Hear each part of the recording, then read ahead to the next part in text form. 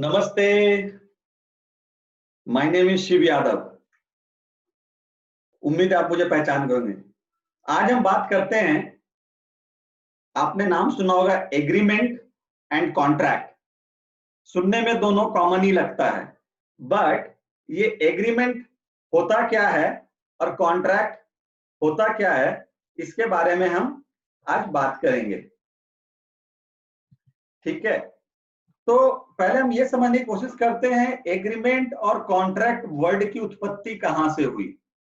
हम सब ने बचपन में किताब पढ़ी है जिसका नाम है Indian contract act 1872। Yes, Indian contract act 1872 describe the meaning of agreement as well as contract, agreement and contract. So the Indian Contract Act 1872 prescribed the law relating to contract in India and is the key act regulating Indian contract law. The act is based on principle of English common law. It is applicable to all states of India. It determines the circumstances in which promise made by the party to contract shall be legally binding. Under section 2A, the Indian Contract Act defines the contract as an agreement which is enforceable by law. जी हाँ, तो basically this Indian contract act जो है 1872, this is from British time basically, and this is English common law. तो under this act 1872 Indian contract act, the terminology agreement as well as contract has been defined. दोनों agreement and contract सुनने में same ही लगता है, but हम आगे बात करेंगे कि एग्रीमेंट एंड कॉन्ट्रैक्ट में क्या क्या डिफरेंस है और कब हम एग्रीमेंट करते हैं और कब हम कॉन्ट्रैक्ट साइन करते हैं, और from law point of view, from legal aspect, which is very strong, कौन सा ज्यादा स्ट्रॉन्ग है, किस के साइन करने पे हमें क्या बेनिफिट हो सकती है। लेकिन जब हम बात कर रहे हैं इंडियन कॉन्ट्रैक्ट एक्ट 1872, तो इस 1872 इंडियन कॉन्ट्रैक्ट एक्ट में टोटल 266 सेक्शन हैं। अब मैं आपको बताता हूं किस सेक्शन का क्या काम है। सेक्शन 1 टू सेक्शन 75 जो है, that is describe basically general principle of law of contract. Yes, contract के बारे में बताते हैं। उसके बाद सेक्शन 76 टू 123 जो है, ये आपको बताते हैं contract related to sale of goods. Then section 124 to 238, ये जो सेक्शन है, this section covers special contract, indemnity, guarantee, bailment, pledge and agency के बारे में ये सेक्शन बताता है। उसके बाद कॉन्ट्रैक्ट्स रिलेटेड टू पार्टनरशिप, इसके लिए जो सेक्शन है 239 टू 266 है। ये हो गई इंडियन कॉन्ट्रैक्ट एक्ट 1872 की बात। अब मैं बात आपको बताता हूं डिफरेंस क्या है agreement as well as contract में। तो जैसा कि मैंने बताया, in the agreement basically person A promise करता है पर्सन बी को, एक तरफ ऑफर होती है, एक तरफ एक्सेप्टेंस होते हैं, दोनों प्रॉमिस करते हैं कि एक सर्विस लेगा, दूसरा सर्विस देंगे। For this exchange there would be some consideration, जिसको आप वैल्यू बोल सकते हैं in terms of monetary term. तो इसे हम एग्रीमेंट बोलते हैं। एग्रीमेंट जो होती है बेसिकली ओरल भी हो सकती है, रिटन भी हो सकती है। ठीक है, एग्रीमेंट जो होती है ओरल भी हो सकती है और रिटन भी हो सकती है, बट इसमें जो मेन फैक्टर होता है ऑफर होती है और एक्सेप्टेंस होता है। एग्रीमेंट्स जो होता है बेसिकली ये कवर होता है इंडियन कॉन्ट्रैक्ट 1872 में, जो कि सेक्शन 2E में डिफाइन किया हुआ ऑलरेडी है। और ये जरूरी भी नहीं होता कि एग्रीमेंट आपका written, it could be oral, verbal, anything.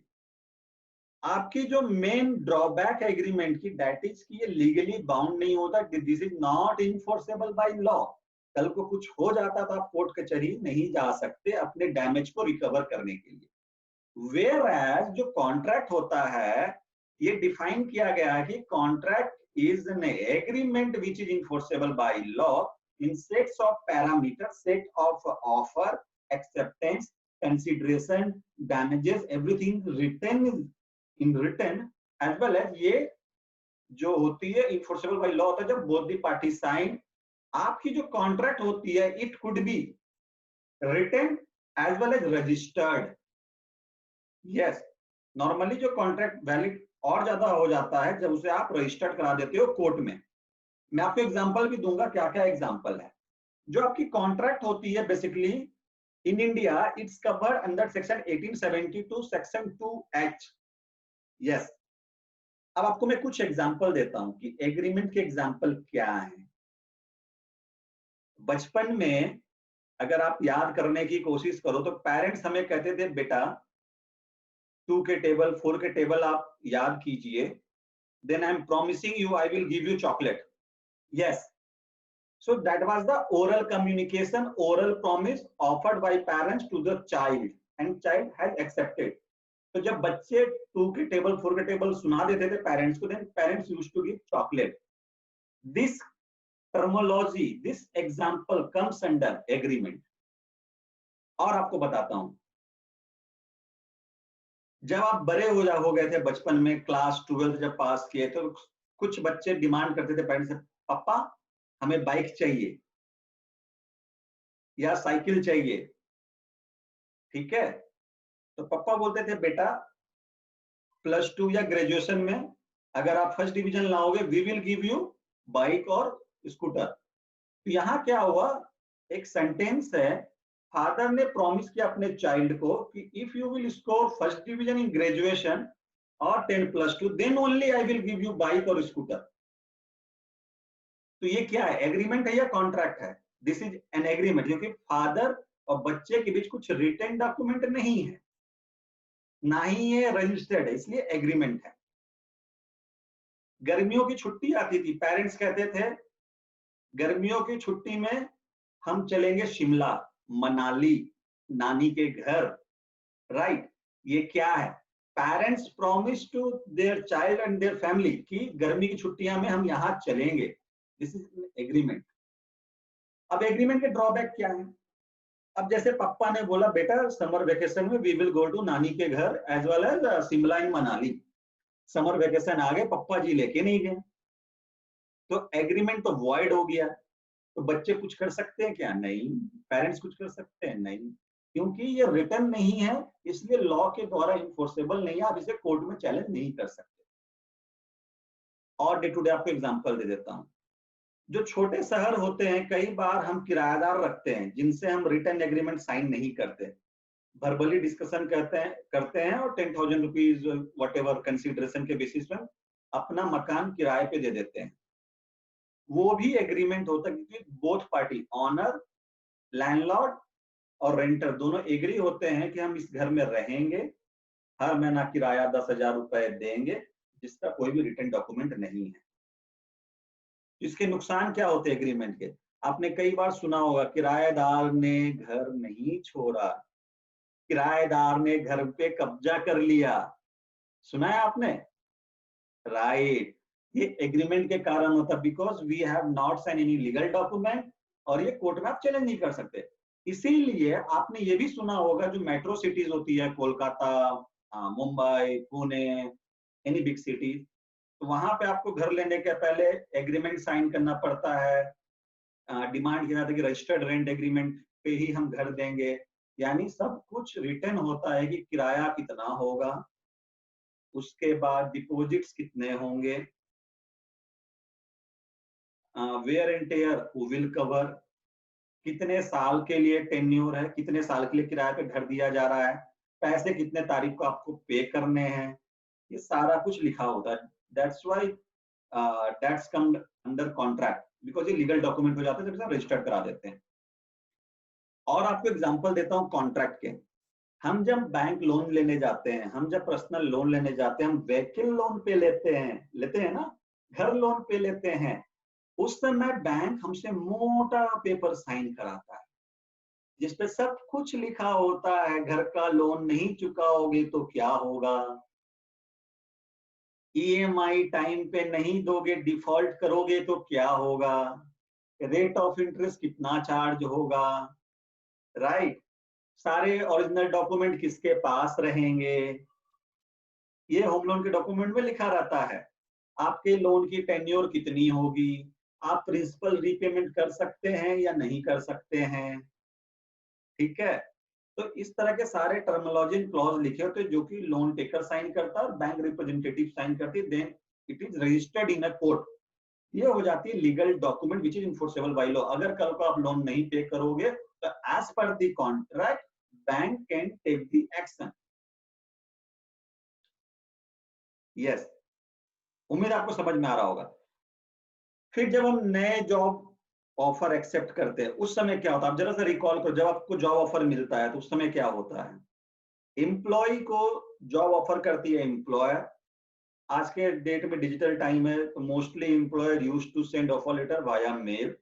अगर आप ऑफर लेटर को गौर से देखो, that offer letter usually signed by the general manager और maybe HR representative of that company.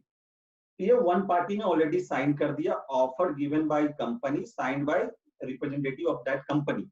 Now employ जो है उस लेटर को एक्सेप्ट करता है, साइन ऑफ करता है, then scan and send back to the company. It's means this also accepted by both the party, जो कि रिटर्न था बट ये कोर्ट में रजिस्टर्ड नहीं है।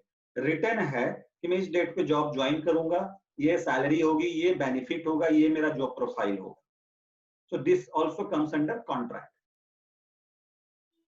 अगर आप हाई प्रोफाइल पे जाओगे, vice president profile, general manager profile, any profile which has huge risk, तो नॉर्मली ये रजिस्टर्ड भी होते हैं ऑफर लेटर। तो this is the example of contract. और उम्मीद आपको समझ में आओगे एग्रीमेंट और कॉन्ट्रैक्ट क्या होता है। साधारण शब्दों में अगर बात किया जाए तो दोनों केस में ऑफर एंड एक्सेप्टेंस होती हैं। एग्रीमेंट ओरल हो सकता है, होता भी है। एग्रीमेंट इन्फोर्सेबल बाय लॉ नहीं है। एग्रीमेंट को कोर्ट में चैलेंज नहीं किया जा सकता है। आपने अपने दोस्त को बाइक दे दी जॉब घूम के, और दोस्त ने कहा ठीक मैं पेट्रोल डाल दूंगा, that is the promise, oral promise, that is agreement, that is not written. आपने जूम कार लेके गए घूमने के लिए hill station, Zoomcar, list of document sign किए, डिपॉजिट, दैट इज एग्रीमेंट। अगर कार डैमेज होता है तो हु विल पे, लिखा होता है अप टू 10,000 रुपीज जिसने कार ली उसे पे करना हो in case of any mishappening, right. Contract क्या होता है, contract is an agreement which is enforceable by law. Offer plus acceptance plus enforceability as well as written, it is registered in a court. हम लोग बहुत सारे contract sign करते हैं। Contract हम साइन करते हैं अपने सप्लायर के साथ, कॉन्ट्रैक्ट हम साइन करते हैं सर्विस प्रोवाइडर के साथ, राइट। हम डीटीएच कनेक्शन लेते हैं घर पे, दैट इज आल्सो कॉन्ट्रैक्ट। हम घर पे नया एसी खरीद के लाते हैं, उस पे लिखा होता है 3 years warranty, that document which is in small letter, बहुत छोटी बारीकियों में लिखा था, उस पे दुकानदार का स्टैम्प और साइन होता है, that is also contract. Promise to do the services, अगर वो नहीं करते तो आप चैलेंज कर सकते हैं कोर्ट में। तो यहीं पे जो बेनिफिट आपको समझ में आया हो, कॉन्ट्रैक्ट जो है ज्यादा पावरफुल है इन terms of legality, in terms of terms and condition and everything. Contract में एग्जिट क्लॉज होते हैं, कॉन्ट्रैक्ट में कंसिडरेशन की वैल्यू होती है, कॉन्ट्रैक्ट में पीरियड होता है, everything written. Scope of services mention होते हैं, क्वालिटी ऑफ सर्विसेज मेंशन होते हैं। अगर service up to the mark नहीं है तो what action could be taken by the organization against the service provider, everything will be written there. How you will pay, what would be credit period, सब कुछ contract में लिखा होता है, whereas that is not mentioned in the agreement, right? क्या benefit मिलेगा, what would be approach time, अगर हम सर्विस एग्रीमेंट साइन कर रहे हैं, कुछ फॉल्ट हो जाता है मशीनरी एंड प्लांट में और हमने कॉन्ट्रैक्ट किया हुआ है, तो कितने टाइम में इंजीनियर आपको रिपोर्ट करेंगे, एवरीथिंग रिटर्न होता है। That is why contract is more powerful and it is very useful for the organization as well as for us. So next time जब भी घर किराए पे दे, एग्रीमेंट मत कीजिए, कॉन्ट्रैक्ट साइन कीजिए in return legally, that would be good for you. अगर आप टूर एंड ट्रेवल बिजनेस में हैं, आप अपनी गाड़ी दे रखे हैं, और टूर एंड ट्रेवल कंपनी को, so that you can get some money. उसके लिए भी एग्रीमेंट साइन कीजिए, वर्बल मत कीजिए, कल को कुछ होगा आप फंस जाओगे। मैं और एक अच्छा एग्जांपल देता हूं। हम में से कई लोग कार तो यूज करते ही हैं, कुछ समय के बाद बोर हो जाते हैं। आजकल आपने नाम सुना होगा car24, carwala.com। ये क्या कहते हैं, आप अपनी गाड़ी लेके आइए, हम गाड़ी का इंस्पेक्शन करेंगे और 1 घंटे में आपको पैसा दे देंगे। यानी आपको जो गाड़ी बेचनी है, आपको दर दर नहीं भटकना, आप car24 में जाइए, दे विल डू इंस्पेक्शन और आपको पैसा दे देंगे। तो वो भी अगर आप उनका डॉक्यूमेंट गौर से देखोगे तो उसमें भी लिस्ट ऑफ पैरामीटर्स होते हैं, जहां पे वो लिखे होते हैं कि 6 मंथ तक हमारी जवाबदेही है, जब तक ये गाड़ी किसी और को नहीं बेच दी जाती है। कुछ भी होगा तो रिस्क हम लेंगे। तो कॉन्ट्रैक्ट जो होता है, इसके इतने सारे फायदे हैं। उम्मीद है आपको ये चैनल अच्छा लग रहा होगा और टॉपिक आज की समझ में आई होगी। नेक्स्ट टाइम फिर किसी यूजफुल टॉपिक्स के साथ हम मिलेंगे और डे टू डे लाइफ से उसे कोरिलेट करेंगे, सो दैट आपको काफी अच्छा लगे और समझ में आए। Thank you. अगर आपको ये पसंद आया तो जरूर हमारे चैनल को सब्सक्राइब कीजिए, एज वेल एज कमेंट कीजिए और किस किस टॉपिक पे मैं वीडियो बनाऊं। Thank you, bye bye, take care, have a happy weekend.